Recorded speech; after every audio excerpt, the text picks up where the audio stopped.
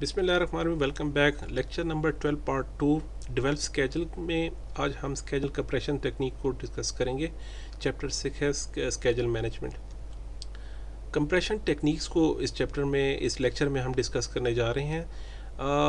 Compression हमारे लिए इसलिए ज़रूरी होता है कि जैसे आपने एस्टीमेट किया है या जो हमें इम्पोज डेट दी गई है प्रोजेक्ट कंप्लीशन की, एज इट इज़ कोई चीज़ नहीं होती। अनसर्टेनिटी और रिस्क के फैक्टर्स हमेशा प्रोजेक्ट में इन्वॉल्व रहते हैं।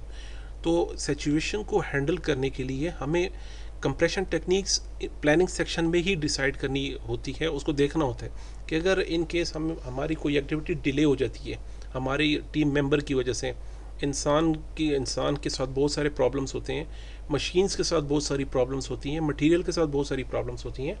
तो इन प्रोडक्शन जब काम स्टार्ट हो जाए, शुरू हो जाए, फिर आपके पास एक्सक्यूज़ के लिए मार्जिन नहीं रहता। उस टाइम एक्सक्यूज़ नहीं किया जाता। आपको काम किसी भी सूरत में कंप्लीट करना है। तो किसी भी काम को शुरू करने से पहले हम अपना जो होमवर्क है, अपना जो ग्राउंड वर्क है, वो कंप्लीट करते हैं अपने एंड पे कि किसी भी सिचुएशन को हम कैसे डील करेंगे। तो इसके अंदर कंप्रेशन हमें क्यों ज़रूरी पड़ता है, इस पर हमने बात की। आपने जो बेसलाइन जो हमने कमिटमेंट की है उसकी इंटेग्रिटी, जो बेसलाइन मैंने कमिटमेंट की है उसी पर हमने इसे कंप्लीट करना है। हमने स्टेक होल्डर से एक्स्ट्रा टाइम नहीं मांगना किसी भी सिचुएशन में। कोई भी सिचुएशन हो हम एक्स्ट्रा टाइम, बहुत रेयर केसेस में कंटीजेंसीज प्लान के अंदर हम ये मार्जिन रखेंगे, लेकिन हद्दुल वसा जो चीज़ डिसाइड हो चुकी, जो चीज़ हमारे प्लान के अंदर है, उसको हमने एज इट इज़ लेके जाके और उसी को हमने जो कमिटमेंट डेट है उसमें कंप्लीट करना है। हम देखते हैं कोई इज़ देयर सम वे कि हम क्रिटिकल पाथ को भी कंप्रेस कर सकें, वो भी हम यहाँ पर जानने की कोशिश करेंगे। क्रिटिकल पाथ अगर आप कंप्रेस कर सकते हैं, इट मीन्स आप प्रोजेक्ट पहले कंप्लीट करने की कोशिश कर रहे हैं। जैसे लास्ट लेक्चर में हमने डिस्कस किया कि क्रिटिकल पाथ लॉन्गेस्ट पाथ होता है प्रोजेक्ट एक्टिविटीज़ में। अगर उसमें कोई एक्टिविटी हमें करनी पड़ जाए, कंप्रेस करनी पड़ जाए, तो उसके कौन से तरीके हैं वो भी हम डिस्कस करेंगे। अच्छा, इंटीग्रेशन मैनेजमेंट में जैसे जैसे प्रोजेक्ट कंप्लीट होगा, प्रोजेक्ट मैनेजमेंट के अदर फैक्टर्स हम डिस्कस करेंगे, प्लान करेंगे, तो ये चैप्टर डेफिनेटली रिवाइज होगा, हमारे स्केजल पे इम्पैक्ट ज़रूर पड़ेगा। तो इंटीग्रेटेड चेंज कंट्रोल हमारे पास जो एग्जीक्यूशन में होता है वहाँ से हमारे पास चेंजेस आती हैं, और कंट्रोल का जो प्रोसीजर है ये भी हमारे पास मॉनिटरिंग एंड कंट्रोलिंग का फैक्टर है। कंट्रोल स्केजल, यहाँ से भी चेंज रिक्वेस्ट आएंगी स्केजल को, तो उनको उसकी वजह से हमें कंप्रेशन करना पड़ता है ज़रूरत। तो उसके लिए हम कैसे कंप्रेशन रखेंगे, या हम ये डिस्कस करें कंप्रेशन की ज़रूरत पड़ती क्यों है। क्यों ना हमें जो चीज़ हमने डिसाइड की एज इट इज़ हम लेकर चलें। तो ये बहुत बड़ी गलती होगी as a project manager. Compressions के लिए आपने मार्जिन को पहले से प्लान के अंदर रखना है, देख के रखना है कि in case of any emergency आपके पास इतना टाइम फ्लेक्सिबल हो कि आप उसको एब्जॉर्व कर सकें किसी भी शॉक को। हमने ये कोशिश करनी कि हम किसी भी तरह अपने प्रोजेक्ट जो स्केजल है उसे कंप्लीट करना है, प्रोजेक्ट को उसी स्केजल के अंदर, विदाउट अफेक्टिंग द बेसलाइन को चेंज नहीं करना। बेसलाइन को चेंज करना मतलब आप अपने कैरियर को स्टैक पे लेके जा रहे हैं। तो स्केजल बेसलाइन जैसी है उसी को हमने मेंटेन रखना है, यही हमारा ऑब्जेक्टिव है और इसी की हमने पूरी कोशिश करनी है। पहली टेक्निक देखते हैं फास्ट ट्रैक। इन केस हमें किसी भी वजह से हमें कंप्रेस करना है, अपना प्रोजेक्ट हमने शॉर्टन करना है, जल्दी कंप्लीट करना है, तो ये एक्टिविटीज़ ए बी सी इस एक सीक्वेंस में जा रही है। तो फास्ट ट्रैक में हम क्या करते हैं कि बी और सी को इन पैरेलल ले जाते हैं। ये हमारे पास यहाँ से ये फर्स्ट वीक, ये एक्टिविटी सेकंड वीक, और ये हमारे पास थर्ड वीक। तो हमने क्या किया, फर्स्ट वीक में एक्टिविटी ए कंप्लीट की, जैसे ही एक्टिविटी ए कंप्लीट हुई, बी और सी को हमने पैरेलल लेके चल पड़े, दोनों को हमने साथ सिमुलेट किया, दोनों को साथ हमने एग्जीक्यूट कर दिया। अब इसमें एडवांटेज तो हमें ये नज़र आ रहा है कि हमने एक वीक हमने पूरा सेव कर लिया, एडवांटेज ये। डिसएडवांटेजेस इसके ये हैं कि आपने अपने लिए रिस्क फैक्टर बढ़ा दिया है। जब भी दो एक्टिविटी एक साथ चलेंगी रिस्क फैक्टर आपका हाई हो जाएगा। अक्सर औकात रीवर्क करने की ज़रूरत पड़ जाती है। अक्सर औकात जब हम एक ही एक्टिविटी पे फोकस करते हैं, हमारी पूरी एक्सपर्टीज़, हमारा पूरा फोकस एक एक्टिविटी पे रहता है। जब दो एक्टिविटीज़ एक साथ एक ही टाइम फ्रेम में चलने लगें तो वहाँ पे ओवरहेड और रीवर्क और वहाँ पे रिस्क का फैक्टर ज़्यादा हो जाता है। ये याद रखिएगा एग्ज़ाम पॉइंट ऑफ व्यू से। क्रैशिंग करना है हमें बताया कि यार कि अगर हमें 3 मंथ्स प्रोजेक्ट को, ये हमारे पास प्रोजेक्ट की जो स्टेटिस्टिक्स हैं, हमारे पास ये डाटा पड़ा है, एक्टिविटीज़ हैं, उनकी ओरिजिनल ड्यूरेशंस हैं, हमें उनको क्रैश करना है। 14 से 12 पे लेके आना है, 9 से 8 पे लेकर आना है, फॉर एग्जांपल 3 से 1, 3 से 2, 7 से 5, ये क्रैश्ड, इन एक्टिविटीज़ को हम इतना क्रैश कर सकते हैं, इतने शॉर्ट कर सकते हैं। उसके लिए एक्स्ट्रा कॉस्ट क्या पड़ेगी, यानी इनमें एक्स्ट्रा हम रिसोर्सेज को इंडल्ज करेंगे इन एक्टिविटी में, तब जाके ये शॉर्ट होगी। तो टाइम सेविंग जो है हमारे पास इसमें कितनी आ रही है, सॉरी ये टाइम सेविंग बता रहा है, इसमें हमारे पास 2 मंथ्स का गैप निकला, यहाँ से हमें सेव हुआ 1 month, 1 month, 2 month and 3 month. Okay, original cost इस एक्टिविटी क्या थी 10,000, और इन बी की एक्टिविटी ओरिजिनल का 17, 25, 14 और 7, ये ओरिजिनल कॉस्ट हुई।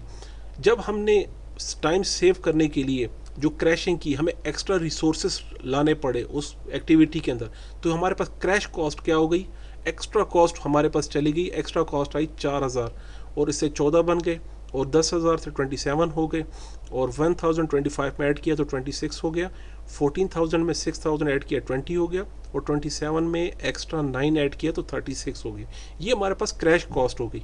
यानी अगर आप इन एक्टिविटीज़ को क्रैश करना चाहते हैं, जल्दी कंप्लीट करना चाहते हैं, तो इससे हमारे पास ये टाइम सेव आएगा, तो हमारे ओरिजिनल कॉस्ट में ये क्रैश कॉस्ट बन जाएगी, और हमारे पास एक्स्ट्रा कॉस्ट क्या बनती है, ये बनती है। और कॉस्ट पर मंथ, ये हमारे पास डिस्ट्रैक्टर रखा गया, हमारा इसके साथ कोई काम नहीं होता, लेकिन एग्ज़ाम अक्सर आपको डिस्ट्रैक्ट करता है कि कॉस्ट पर मंथ आपकी ये है। तो हमारी जो मेन कंसर्न है वो है हमारे पास जो एक्स्ट्रा कॉस्ट आ रही है वो, और जो टाइम सेव हो रहा है वो। अभी क्वेश्चन ये है कि आपने 3 मंथ की सेविंग करनी है, 3 मंथ, तो 3 मंथ हमारे पास कौन कौन से ऑप्शन है, क्रैशिंग के ऑप्शन है मेरे पास ए और बी के, यानी ए में 2 मंथ और बी में 1 मंथ, तो ये दोनों को मिला के 3 मंथ्स बनते हैं। तो 3 मंथ की कॉस्ट मेरे पास कितनी पड़ी, इसमें से हमारे पास 4,000 और इसमें हमें 10,000, तो ये 3 मंथ मुझे पड़ेंगे 14,000 में। ठीक है, ऑप्शन बी बताइए, आप एक्टिविटी ई को ही पूरा क्रैश कर लें, यानी इसमें जो एक्टिविटी 3 मंथ आपके पास निकल आएंगे, एक्स्ट्रा कॉस्ट कितनी बनती है इसमें 9,000 बनती है एक्स्ट्रा। आई सी। नेक्स्ट ये कह रहा है आप बी एक्टिविटी को उठा लें जहाँ से 1 मंथ सेव होगा, और दूसरी हमारे पास डी निकलती है जहाँ से हमारे पास 2 मंथ निकल आएंगे, तो इन दोनों को मिला के 3 मंथ हो जाते हैं। लेकिन कॉस्ट कितनी बनेगी, तो यहाँ से 10,000 और यहाँ से 6,000, तो हमारे पास 16,000 बनती है। Okay fine. नेक्स्ट कह रहा है कि आप एक्टिविटी ए को क्रैश करें और एक्टिविटी सी को क्रैश करें, तो वहाँ से 2 मंथ और यहाँ से 1 मंथ, तो इसकी हमारे पास कॉस्ट बनेगी 5,000, ये 4,000 यहाँ से और 1,000 ये निकल आई, तो इसकी क्रैश कॉस्ट जो एक्स्ट्रा कॉस्ट है 5,000। और ऑप्शन जो लास्ट ऑप्शन है सी का 1 मंथ और डी का 2 मंथ, तो 1 मंथ के 1,000 हो गए, और डी का जो है 6,000, तो ये हो गया 7,000। अब इन ऑप्शन में ज़रा गौर से देख के बताइए कौन सी एक्टिविटी हमारे लिए काफ़ी फिजिबल है, कि ये ऑप्शन हमारे पास लेस्ट कॉस्ट के अंदर हमें ये 3 मंथ्स हमारे पास इजीली निकल आएंगे। तो ये जो 5,000 है, अगर आप यहाँ देखें 14,000, 9,000, 16 और यहाँ पे 5 और यहाँ पे 7, तो इस लीस्ट का कम से कम इतनी कॉस्ट पे हम 3 मंथ को कंप्रेस कर सकते हैं अपने स्केजल को। तो इस तरह के क्वेश्चन भी एग्ज़ाम में आते हैं कि आप एक्टिविटीज़ लिस्ट को देखिए, उनकी कॉस्ट देखें और बताएं कौन सा बेस्ट ऑप्शन है। तो ये सारे ऑप्शंस अवेलेबल हैं, लेकिन इसमें बेस्ट वन कौन सा था, बेस्ट वन ये वाला ऑप्शन है कि यहाँ पे हमारे पास कम से कम खर्चे में हमारे पास 3 मंथ जो है सेव हो जाते हैं।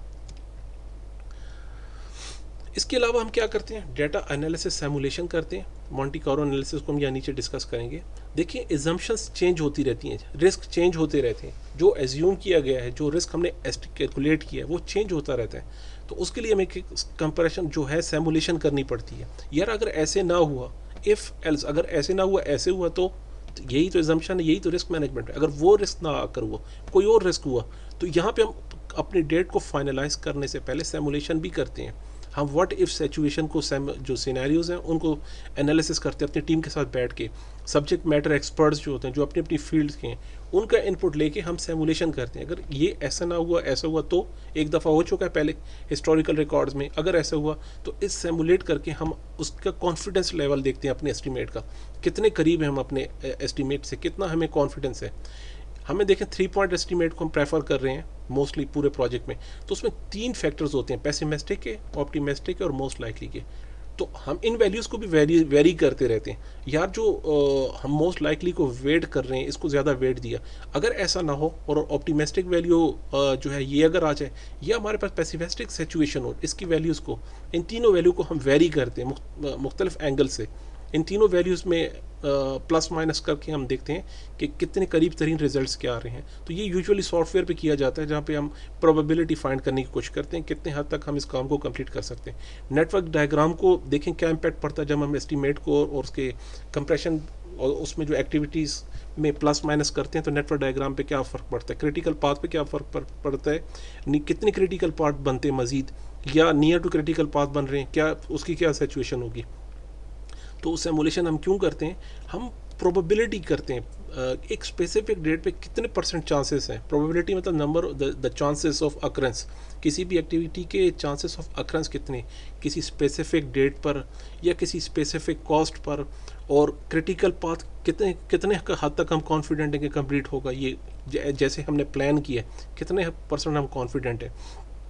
मैंने पहले ही बताया जो प्रोजेक्ट जो एक्टिविटीज़ में जितने कन्वर्जन्स आएंगे, पाथ डाइवर्जेंस और कन्वर्जन्स आपके रिस्क फैक्टर को इंडिकेट करते हैं। इसको याद रखिएगा एग्जाम पॉइंट ऑफ व्यू से भी, जितने कन्वर्जन्स होंगे जितने डाइवर्जेंस हैं वो एक्टिविटीज़ आपके लिए रिस्कियर होंगी।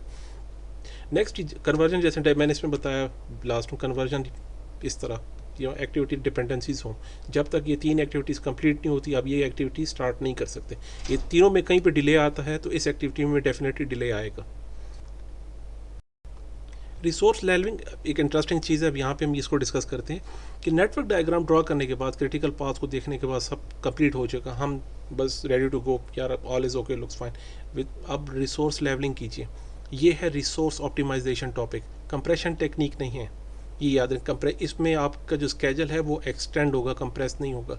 देखिए आपने ये नेटवर्क डायग्राम ड्रॉ किया, एक्टिविटी ए कौन परफॉर्म कर रहा है, उमर भाई कर रहे हैं। एक्टिविटी डी कौन परफॉर्म कर रहे हैं, उमर भाई कर रहे हैं। और सी कौन कर रहा है, वो असद कर रहा है। तो उमर भाई 8 आवर की एक्टिविटी ये और 8 आवर की एक्टिविटी ये, तो ये 16 आवर का जो लोड है वो उमर भाई पे जा रहा है, और उसके बाद असद भाई के लिए 8 आवर्स। तो यहाँ पे हमें ज़रूरत पड़ती है रिसोर्स लेवलिंग की, कि अगर हमने इस तरह चले तो उमर भाई 16 आवर काम क्यों करेंगे। डेफिनेटली या तो एक्स्ट्रा काम पड़ेगा, उन पर लोड आएगा उन पर, या वो उस लेवल का आउटपुट नहीं दे सकेंगे जो 8 आवर की क्वालिटी का वर्क होगा और जो 16 आवर की क्वालिटी का वर्क होगा। डेफिनेटली उनकी कंसंट्रेशन जो है डिवाइड हो रही है दो एक्टिविटीज़ में। तो यहाँ पे हमें लेवलिंग की ज़रूरत है। तो हम कह रहे हैं यार हमारा जो वर्किंग जो टाइम है वो तो ऑलरेडी 8 आवर्स की है, तो किस तरह हम करेंगे। तो हमने क्या करना है कि रिसोर्स लेवल करने हैं, 8 आवर्स और 8 आवर्स और 8 आवर्स, तो ये जाके 16 इस तरह हमने कंप्लीट करना है। तो इसमें हमने ये देखना है कि ये जो रिसोर्स असाइनमेंट है ये ऐसी ही रहेगी, यानी ये रिसोर्स अगर आपको एक फर्स्ट वीक के लिए या एक दिन के लिए असाइन किया गया और एक दिन में इस बंदे ने 2 काम कंप्लीट करने, 2 टास्क कंप्लीट करने जो कि 16 आवर के, तो आपके पास ऑप्शन क्या है कि हम इसको या तो डबल पे करेंगे। अगर डबल पे कर भी दें, डबल पे एग्री कर रही है कि इसको जो एक्स्ट्रा अमाउंट है वो दी जाएगी, तो इन एक्टिविटी पे डेफिनेटली इनकी क्वालिटी डिक्रीज़ होगी, वो उस लेवल पे जो परफॉर्मेंस होगी वो कंप्लीट नहीं हो सकती। तो ये चीज़ देखनी, रिसोर्स लेवलिंग भी हमने करना है, ऑप्टिमाइज़ करना है अपने रिसोर्सेज को, स्मूथ लाइन भी करना है। रिसोर्सेज को हम ऐसे मैनेज करें, तो जब हम रिसोर्स लेवलिंग करेंगे तो डेफिनेटली हमारा नेटवर्क डायग्राम भी इम्पैक्ट करेगा, वो भी चेंज होगा। तो यहाँ पे हमने ऑप्टिमाइजेशन के भी टॉपिक में हमने रिसोर्स ऑप्टिमाइजेशन करनी है और कैसे करनी है उन्होंने डिस्कस की। मज़ीद इसको एक्सप्लेन करने की कोशिश करता हूँ। यहाँ पे हमने रिसोर्स लेवलिंग से बिफोर रिसोर्स लेवलिंग पे हमारे एक रिसोर्स नंबर ऑफ डेज़ है 1 2 3 4 5 6, ये देखें तो एक रिसोर्स कितने हद तक जा रहा है, ये 14 आवर से भी ऊपर जा रहा है। बाज़ काम जो है 14 आवर से भी ऊपर जा रहे हैं।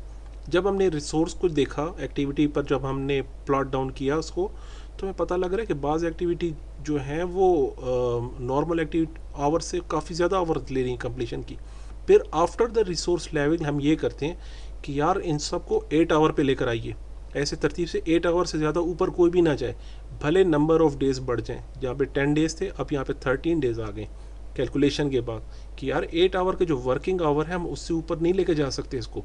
तो आपका जो इससे पहले हमने कंप्रेशन पढ़ी थी, हम अपने स्केजल को कंप्रेस कर रहे थे, अभी हमारा जो स्केजल है वो एक्सटेंड हो गया, वो जो एक्सट्रैक्ट हो गया अब बढ़ गया कम होने के बजाय। तो अब देखिए वहाँ पे आपके पास फ्लोर्स कितने हैं, वहाँ पे कहीं आपको लीड्स मिल रही हैं, लैग्स हैं कहीं पर एक्टिविटीज़ में। अब उस वापस जाके वहाँ पे दोबारा हम यूटिलाइजेशन करेंगे। जो एक्टिविटी कंप्लीट होनी थी 10 दिन में वो अब कंप्लीट होगी 13 डेज़ में रिसोर्स लेवलिंग के बाद। तो ये एक दूसरे पे डिपेंडेंट करती हैं। एक जगह कहीं पे अगर प्लस पॉजिटिव इम्पैक्ट आएगा, कहीं पे नेगेटिव इम्पैक्ट आएगा, लेकिन करना ज़रूरी है। रिसोर्स लेवलिंग के बगैर आपके प्रोजेक्ट में रिस्क फैक्टर बढ़ जाएंगे। जो काम 16 आवर 14 आवर को टच कर रहा है उसकी परफॉर्मेंस में, और जो काम आप 8 आवर के अंदर रखते हुए कंप्लीट करवा रहे हैं उसकी परफॉर्मेंस में डेफिनेटली फ़र्क होगा। तो क्वालिटी को भी साथ साथ लेके जाना है। लेवलिंग हमें करनी ज़रूरी है, लेकिन स्मूथ है, रिसोर्स स्मूथ एक अच्छा ऑप्शन है। हम ये चाहते हैं कि हम एक्टिविटीज़ में किसी बंदे को आप कहते हैं कि आपने 8 आवर से पहले अपनी सीट से नहीं उठना, वो कहेगा यार कि कैसी बात है 8 आवर से पहले। हम उसको स्मूथ लाइन करते हैं, कहीं 6-7 घंटे में 1 घंटे 2 की या 1.5 आवर की कोई ब्रेक देके इस ग्राफ को कोशिश कीजिए मज़ीद कम किया जा सकता है विदाउट इंक्रीजिंग दिस डेट। इसी डेट के अंदर रखते हुए फाइंड आउट कीजिए इज़ देयर सम वे कि हम इन लोगों पे थोड़ा सा बोझ डाल दें, कुछ असाइनमेंट इन लोगों को दे दें, इन लोगों का जो टास्क है यहाँ पर शिफ्ट कर दें। Is there some chance, is there some possibility, कोई ऑप्शन है? कोशिश कीजिए, अगर निकल आया तो आपने स्मूथ लाइन भी कर लिया। आपने उनको जो सेटिस्फेक्शन है एम्प्लॉयज़ के मॉरल को, उनकी सेटिस्फेक्शन का भी ख्याल रखते हुए हमने ओवर को स्मूथ किया। और लेवलिंग करनी मस्ट है, स्मूथिंग करना मस्ट नहीं है, लेकिन अच्छी प्रैक्टिस है कि आप इसको स्मूथ लाइन भी कीजिए। एजाइल रिलीज प्लानिंग में ये होता है कि जब हम एडाप्टिव प्रोजेक्ट्स कर रहे हैं, हम चेंज ड्रिवन प्रोजेक्ट कर रहे हैं, हमें मज़ीद आगे का नहीं पता कि मज़ीद आगे क्या होने वाला है, तो हम उनको जो है सेक्शंस में रखते हैं, हम रिलीज़ में रखते हैं। हम पहले रिलीज़ में एक प्लान बनाते हैं, पायलट प्लान बनाते हैं, फिर उसके बाद दूसरे रिलीज़ में उसको लेके चलते हैं, फिर उसके बाद तीसरे रिलीज़ में लेके जाते हैं। तो हम इनिशियल सेक्शंस को पहले डिज़ाइन करते हैं, एक जो रोड मैप डिफ़ाइन करते हैं। अब उसमें एक्चुअली होगा क्या वो तो हमें नहीं पता, वो तो हमें जब तक एग्जीक्यूशन नहीं होगी तो हमारे पास कोई रिजल्ट्स नहीं आएंगे, कोई कंक्रीट डाटा नहीं आएगा। तो agile release philosophy, agile management एक कंप्लीट अलग इसका सेक्शन है, इसकी सर्टिफिकेशन भी बिल्कुल अलग है प्रोजेक्ट मैनेजमेंट की। कि जब आप एडॉप्टिव प्रोजेक्ट्स को कंप्लीट करते हैं तो उसके अंदर जो चेंज ड्रिवन प्रोजेक्ट्स हैं उसके अंदर आपको रियल डाटा का पता नहीं होता कि इसका एक्चुअल जो डाटा है वो कैसे, तो हम उसके सेक्शंस बनाते हैं और उसको आइट्रेशन में लेकर जाते हैं। आइट्रेशन के साथ उसको कंप्लीट करते करते आगे बढ़ते हैं। तो जो हमारे पास सॉलिड डाटा आता है उसकी बेस पे हम रिलीज़ 1 और फिर रिलीज़ 2 और फिर रिलीज़ 3 इस तरह प्रोजेक्ट को लेके जाते हैं। तो ये कंप्लीट रोड मैप जो आपके प्रोजेक्ट है वो इस तरह कंप्लीट होता है। तो इसमें एक चीज़ जानने वाली ज़रूरी है कि हमारे पास प्लान ड्रिवन प्रोजेक्ट्स हैं, प्लान ड्रिवन में हमें इनिशियल एक प्लान बनाना पड़ता है, उसमें एक एफर्ट करनी पड़ती है और उसके बाद हमें प्लानिंग में ज़्यादा काम नहीं करना पड़ता। वो ग्राफ यहाँ से स्पार्क करेगा, ऊपर जाएगा, ऊपर साथ डिक्लाइन होगा। प्लानिंग में हमें इतनी एफर्ट नहीं करनी पड़ती। लेकिन एजाइल में हमें एक लेवल पर थोड़ी सी प्लानिंग करने के बाद फिर नीचे आके फिर दोबारा ऊपर जाना पड़ता है, फिर नीचे आके फिर ऊपर करना। तो प्लानिंग का प्रोसेस साथ साथ जैसे एग्जीक्यूशन होती है उसी के पैरेलल प्लानिंग भी साथ साथ चलती रहती है। तो रिसोर्स ऑप्टिमाइजेशन जो हम एजाइल मैनेजमेंट में करते हैं वो आइट्रेशन की बेस पर होती है, वो इनिशियल लेवल पे नहीं होती। हम इनिशियल जो अवेलेबल इंफॉर्मेशन है उसकी बेस पे एक स्टेप्स लेते हैं, उसकी बेस पे हम अपना एक पायलट प्लान बनाते हैं। उसके बाद जैसे जैसे एग्जीक्यूशन से हमें रियल डाटा मिलता है उसकी बेस पे हम जो फर्दर स्टेप्स हैं उनकी प्लानिंग करते हैं और आइट्रेशन में उसको कंप्लीट करते हैं। आउटपुट क्या होगा इस स्केजल प्रोसेस का? हमारे पास प्रोजेक्ट स्केजल्स आएंगे जो आइट्रेशन होगी, और जब तक रिस्क मैनेजमेंट कंप्लीट नहीं होता हम इस प्रोजेक्ट स्केजल को कंप्लीट नहीं करते। ये चैप्टर स्टिल ओपन है जब तक हम रिस्क मैनेजमेंट को कंप्लीट नहीं करते। लॉजिकल डिपेंडेंसीज और जो रिलेशनशिप है वो हमारे पास सामने आ जाती है नेटवर्क डायग्राम की सूरत में कि प्रोजेक्ट में कौन कौन से डिपेंडेंसीज हैं और रिलेशनशिप क्या है। माइलस्टोन लिस्ट आ जाती है हमारे पास, इवेंट्स पता लगते हैं किस किस डेट पे हमने जो डिलीवरेबल्स देने, माइलस्टोन जो लिस्ट है वो। गैंट चार्ट्स वगैरह, बार चार्ट्स, आप जो प्रेफर करते हैं आप जिस तरह, तो चार्ट्स की फॉर्म में हमारे पास इसके रिजल्ट्स आते हैं। स्केजल बेस लाइन यहाँ डिफाइन होता है, लेकिन उसको हम फाइनलाइज, अगेन मैं बताना चाहूँगा, फाइनलाइज नहीं करेंगे जब तक रिस्क मैनेजमेंट कंप्लीट नहीं होता। स्केजल का डाटा आएगा हमारे पास, चेंज रिक्वेस्ट आएंगी इसके आउटपुट में, यार बाकी फैक्टर्स को चेंज करें। अभी रिसोर्स लैंडिंग के बाद हमें पता लगा है कि हमारा जो नेटवर्क डायग्राम है, जो एस्टिमेट्स हैं उसको हमें रिवाइज करना है, चेंज रिक्वेस्ट आएंगी। डॉक्यूमेंट डेफिनेटली कंसिक्वेंटली सारे डॉक्यूमेंट्स भी साथ साथ चेंज होते रहेंगे। तो आउटपुट इसका स्केजलिंग मॉडल का कुछ हमने पार्ट उठाया, कुछ स्केजलिंग टूल हमें यूज़ किए, कुछ स्केजलिंग मॉडल को यूज़ किया।